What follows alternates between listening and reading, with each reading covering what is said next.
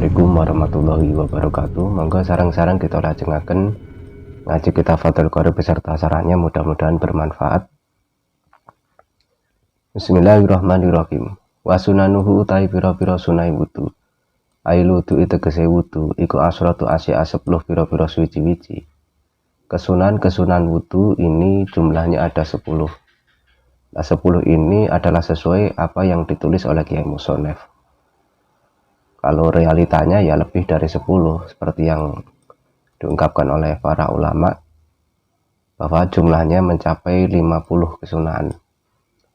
Maka nanti Kiai Musonef juga akan mengatakan wa baqiya lil wudu'i sunanun ukhra madkuratun fil mutawalad, dan masih tersisa kesunahan-kesunahan wudu yang lain yang disebutkan di kitab yang diperluas keterangannya. Wafi ba'di nusahil matni iku yang dalam sebagian tulisan matan asruh khisalin utai dawuh asruh khisalin. Di sebagian tulisan matan kata asratu asya ini diganti dengan asratu khisalin. Mungkin karena Kiai Musonef itu dalam mengarang ini kan diimla, didek-dekan kepada santri-santrinya, dan beliau mungkin mengucapkan dua hal ini sehingga berbeda di dalam penulisan oleh santri-santrinya tersebut. Rupane nomor 1 rupane atas miatu moco bismillah. Nomor 1 kesunahan dari wudu adalah membaca bismillah.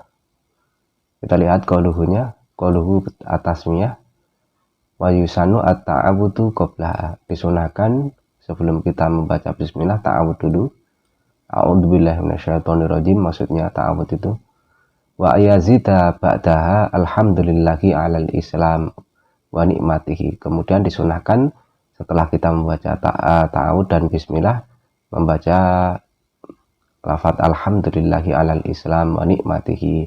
Alhamdulillahilladzi ja'alal ma'a tahura wal islamu nura rabbi a'udzubika min hamazatis syaiton wa a'udzubika rabbi ayyahdurun. Ini kesunahan ketika setelah membaca bismillah. Biasanya yang rata-rata diajarkan itu sebatas ini saja, alhamdulillahilladzi ja'alal ma'a tahura, seperti ini yang biasa diajarkan. Wa yusanu al-israru biha, disunahkan untuk membaca bismillah ini dengan bacaan yang lirih. Kita lanjutkan awalahu ing dalam kawitan wudu. Pembacaan bismillah ini adalah dilakukan di awal wudu. Maksud dari awal wudu adalah ketika membasuh kedua telapak tangan. Dan tatkala kita membasuh kedua telapak tangan ini, kesunahannya tidak hanya kita membaca bismillah saja, namun di dalam hati kita disunahkan untuk berniat kesunahan wudu. Berarti tatkala kita membasuh telapak tangan ini disertai dalam hati kita berniat kesunahan wudu, seperti yang telah dijelaskan sebelumnya, sehingga akan berkumpul di antara hati, lisan, dan anggota. Hati ini berniat kesunahan wudu, lisan membaca bismillah, kemudian anggota jawarih tangan ini tersibukkan dengan membasuh telapak tangan fi anin wahidin, di satu waktu. Wa aqaluhu tawil wa kidik-kidike basmalah iku bismillahi lafat bismillah. Minimal dari membaca basmalah adalah bismillah. Maka dengan kata bismillah ini sudah menghasilkan kesunahan. Dan lafaz ini tidak bisa diganti dengan yang lainnya. Kata bismillah ini tidak bisa diganti dengan yang lainnya. Wala yahsulu bi ghairihi minal adkari. Tidak akan mendapatkan kesunahan wudu dengan dzikir-dzikir selain lafaz bismillah. Alasannya litolabi tasmiyah bi khususiha, karena memang di dalam wudu ini khusus hanya lafaz bismillah saja yang disunahkan. Wa akmaluha utawi luwih sempurna nih bismillah iku bismillahirrahmanirrahim. Lebih sempurnanya membaca basmalah adalah lafaz bismillahirrahmanirrahim. Yang paling sempurna adalah membaca bismillahirrahmanirrahim. Wa ya'ti bidzalika walau junuban wa haidon wa nufasa. Orang yang berwudu ini disunahkan membaca lafaz bismillahirrahmanirrahim walaupun toh dia sedang junub atau haid ataupun nifas. Ka'ayatawado'a kulun minhum risunatil husli. Ini bisa digambarkan orang junub kok wudu itu untuk apa? Orang haid itu wudu untuk apa? Orang nifas wudu untuk apa? Ini digambarkan seperti setiap salah satu dari 3 orang ini berwudu untuk kesunahan mandi besarnya. Namun tujuannya harus dengan dzikir. Kalau tujuannya membaca Al-Quran jelas haram, karena itu termasuk keharaman dari orang junub, haid dan nufasa, orang nifas. Ini haram membaca bismillah dengan niat Al-Quran. Tapi kalau niatnya dzikir ini tidak masalah. Kita lanjutkan. Fa in taraka mungkala meninggal sapa wong atas nyata ing maca bismillah.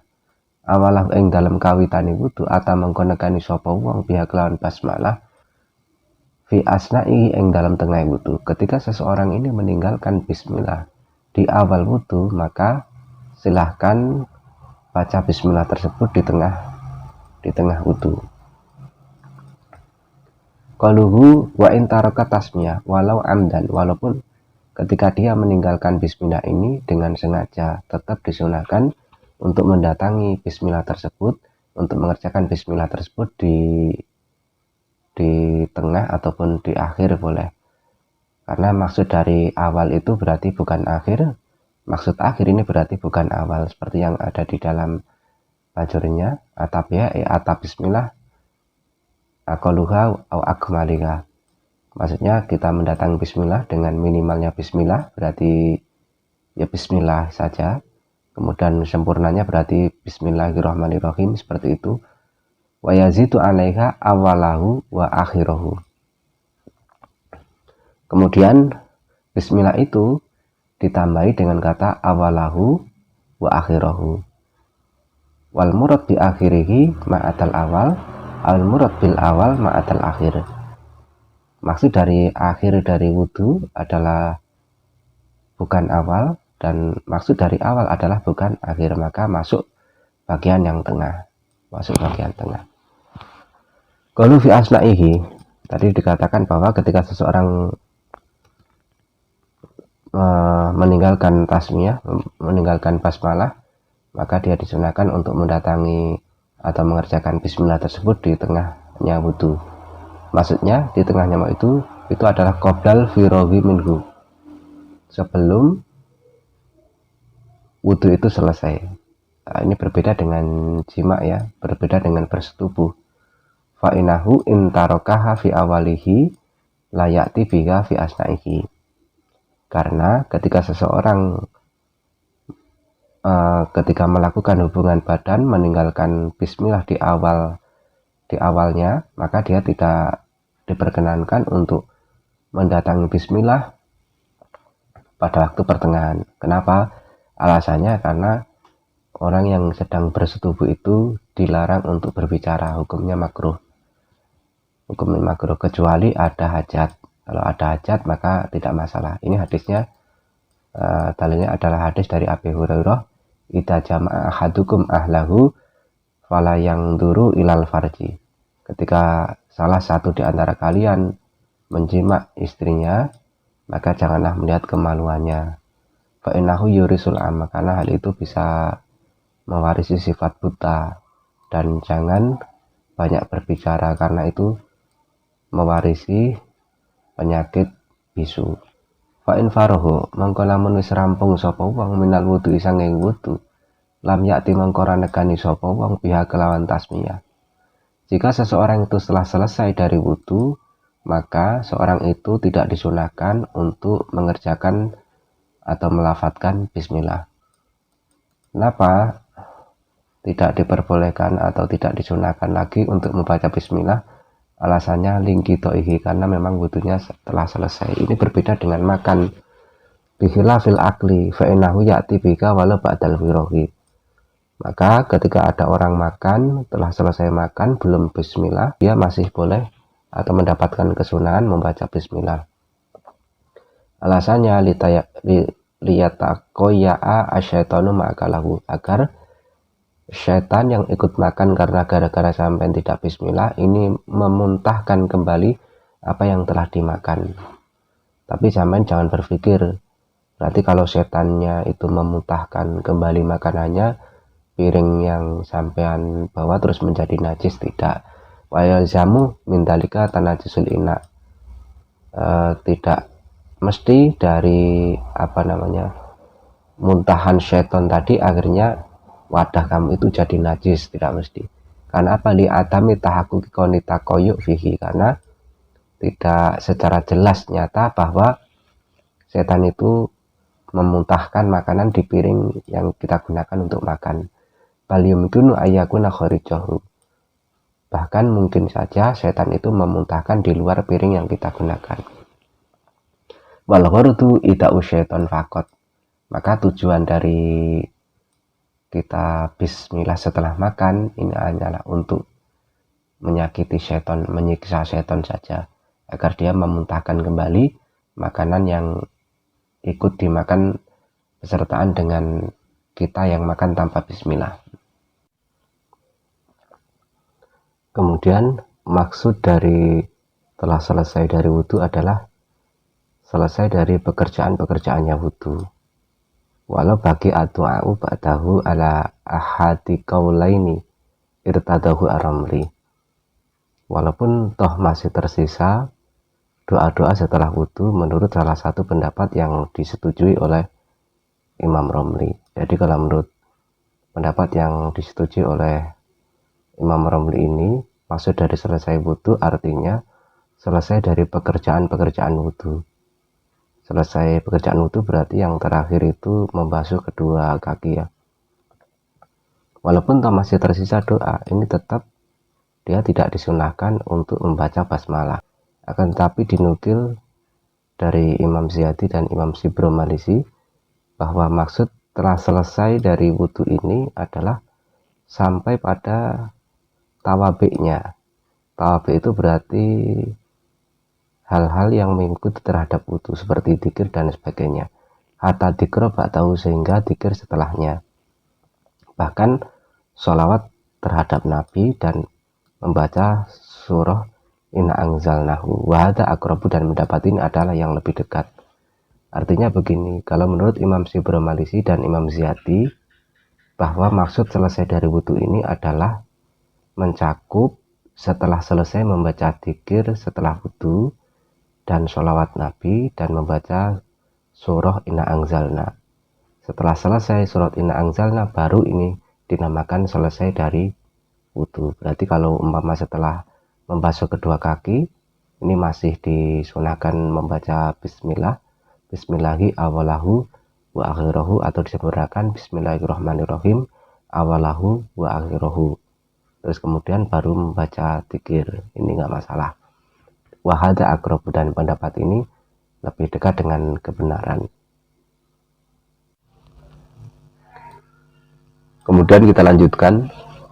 Wa ghusl kafaini lan basuh epek-epek luru ilal ku'aini tumeka ugel-ugel luru qoblal matmadati ing dalam sadurunge kesunahan wudu yang selanjutnya adalah membasuh kedua telapak tangan sampai kedua pergelangan tangan sebelum melakukan berkumur. Artinya membasuh kedua telapak tangan adalah menyempurnakan watamamu ghusl kafaini, maksudnya dan menyempurnakan pembasuhan kedua telapak tangan. Seperti yang telah kita ketahui bahwa pembasuhan telapak tangan ini sudah kita lakukan ketika kita membaca basmalah dan niat. Artinya tiga hal ini kan dilakukan bersama. Kemudian kenapa mesti ditambah lagi wa ghusl kafaini? Ini artinya bahwa ghusl kafaini ini menyempurnakan pembasuhan kedua telapak tangan. Setelah bismillah selesai, niat selesai, pembasuhan telapak tangan ini kita sempurnakan. Adapun untuk bersiwak ini sudah kita bahas pada bab sebelumnya. Kalau menurut Imam Romli namanya siwak dilakukan sebelum membasuh kedua telapak tangan, sedangkan menurut Ibnu Hajar membasuh kedua telapak tangan ini dilakukan setelah membasuh kedua telapak tangan. Walau abaro bil fa'i badalan wawi lakana aula, jikalau wawu ini diganti dengan fa maka ini akan lebih baik. Kenapa? Agar terjadi faedah tartib. Karena di dalam permasalahan ini namanya mustahak, bukan mustahab. Apa itu mustahak dan mustahab? Ini bisa kita simak di dalam syarah bajurinya. Wa dhabitul mustahak ayakun atakti musarton li husuli sunnah. Bahwa mendahulukan perkara yang mesti didahulukan ini menjadi syarat untuk dihasilkannya sunnah. Berarti nggak boleh dibolak-balik. Mana yang dahulu itulah yang harus didahulukan. Kalau dibolak-balik yang akhir tidak akan mendapatkan pahala. Contoh, seperti mendahulukan membasuh kedua telapak tangan dari madmadoh. Membasuh kedua telapak tangan ini kan lebih dahulu, kemudian madmadoh ini setelahnya. Maka tidak boleh dibalik. Berkumur dulu baru membasuh kedua telapak tangan. Kalau seperti itu artinya kita berkumur dulu baru membasuh kedua telapak tangan, basuhan telapak tangan ini tidak akan mendapatkan pahala karena dia semestinya lebih dahulu madmadohnya, lebih dahulu daripada madmadohnya. Fa'inahu in qadama al-mu'akhiru wa akhir al-muqaddamu fata ma'akhiruhu. Jika dia mendahulukan perkara yang semestinya diakhirkan atau mengakhirkan perkara yang semestinya didahulukan, maka untuk kesunahan yang terakhir ini hilang pahalanya, fala sawabalahu, walaupun toh dilakukan. Jadi jangan dibolak-balik kalau untuk kesunahan wudu, karena itu namanya mustahak. Kalau mustahak ini tidak akan mendapatkan pahala kalau dibolak-balik. Bagi yang akhir maksudnya, yang tidak mendapatkan pahala. Berarti kalau dia madmadoh dulu ya, berkumur dulu, kemudian membasuh kedua telapak tangan, maka yang dapat pahala madmadohnya, tapi membasuh kedua telapak tangannya tidak mendapatkan pahala. Kenapa? Karena membasuh kedua telapak tangan mestinya dilakukan sebelum berkumur, seperti itu. Kemudian mustahab itu bagaimana? Mustahab itu alayakuna atakdimu sarton didalika, mendahulukan ini tidak menjadi syarat untuk menghasilkan sebuah kesunahan, bahkan itu hukumnya sunnah saja. Fa'in akhara wa qaddama u'tubira bima fa'alahu, jika dia mengakhirkan ataupun mendahulukan apa yang dia dikerjakan ini dipertimbangkan, dihitung. Maka yang dikerjakan ini tetap dihitung, seperti mendahulukan tangan kanan atas tangan kiri, ini kan hukumnya sunnah, namanya mustahab. Ini mendahulukan tangan kanan dengan tangan kiri ini namanya mustahab.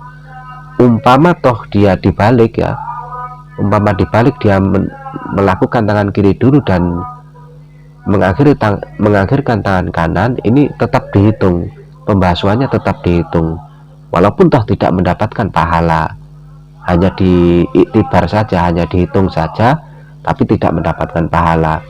Kalau yang atas kan, kalau mustahab kan dia tidak dihitung, berarti apa yang walau fa'alahu ya, walaupun dia mengerjakan ini dia tidak dihitung, sehingga tidak mendapatkan pahala, tidak dihitung dan tidak mendapatkan pahala. Kalau mustahab ini dia tidak mendapatkan pahala tapi tetap dihitung. Qalu qoblal madmadati ayla ba'daha. Tadi sudah dijelaskan secara panjang lebar bahwa membasuh kedua telapak tangan ini harus dikerjakan sebelum madmadoh, sebelum berkumur, karena dalam tertib dalam masalah ini adalah mustahak bukan mustahab. Sehingga kalau ada orang itu berkumur dulu sebelum membasuh kedua telapak tangan, kesunahan dari membasuh kedua telapak tangan ini akan hilang. Artinya hilang, tidak dihitung dan tidak mendapatkan pahala. Wayaksilu humalan basuh sapa wong ing kafaini salasan kelawan kaping telu, dan seseorang tersebut membasuh kedua telapak tangannya itu sebanyak 3 kali. Sebanyak 3 kali intarodada lamun miter-miter sapa wong fituhrihi ma ing dalam sucine kafaini, ketika seseorang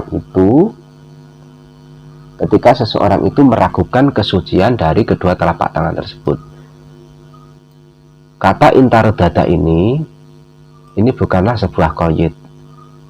Artinya seseorang itu ketika sudah yakin kedua tangannya suci, ini tetap disunahkan untuk membasuh kedua telapak tangan, sehingga Di dalam hal ini ada dua permasalahan kesunahan. Satu, kesunahannya ketika seseorang itu kedua tangannya sudah yakin suci, maka tetap disunahkan untuk membasuhnya.